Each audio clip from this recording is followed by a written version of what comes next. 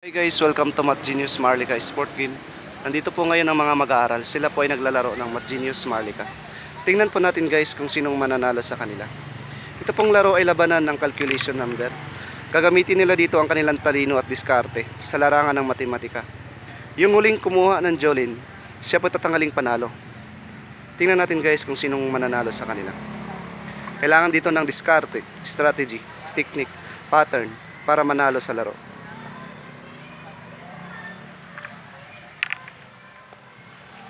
Pwede sila kumuha kahit ilan, depende sa kanilang diskarte.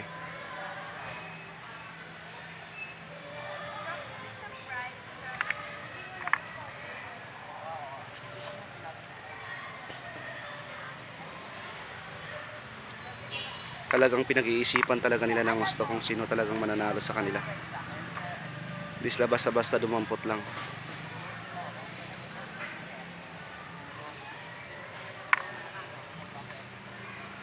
Sino kaya ngayon guys ang mananalo sa kanila?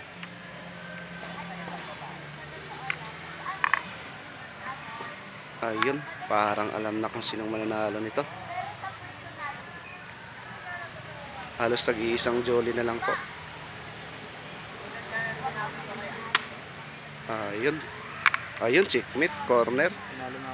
Nanalo na siya. Galing.